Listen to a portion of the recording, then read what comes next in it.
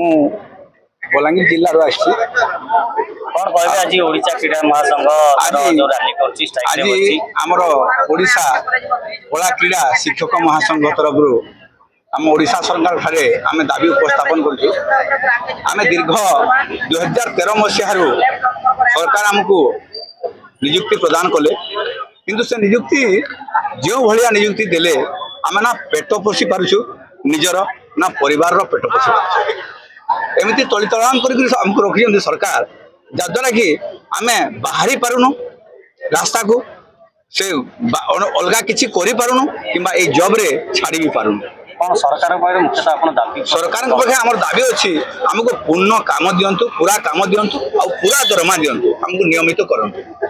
नियमित से हम अन्य किसी दाबी नहीं। सर 13 वर्ष है दीर्घ 2013 मसीहा रु आमको से यही चाकरी रे अवस्थापित कले या भितर केते रेगुलर देले केते कोन कले किंतु आमको एमती पकई रखिसंती सर जद्वारा कि आमर जो पिला अछंती आमर 4800 पिला समस्ते परिवार तलितलांत होगी भोक उपास आम अच्छु।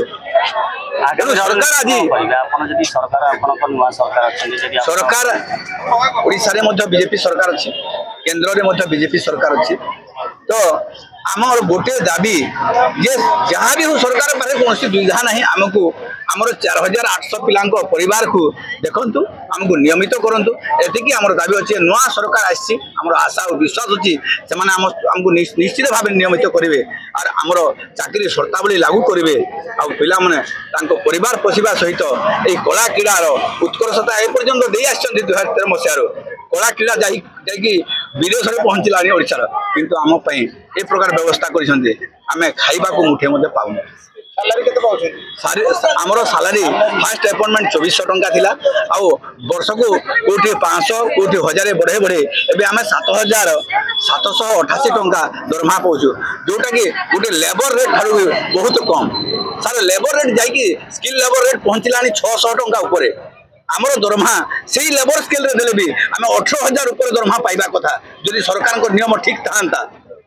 सरकार आम प्रति ये अन्याय कहीं कर बुझी पार्न सर सरकार आम दाबी को बुझे मानवे बोलिक आम विश्वास करुँ और आमर दाबी आज मानवे नहीं राजरास्ता पड़ रही आमर हक न पाइला पर्यंत आम जीवन।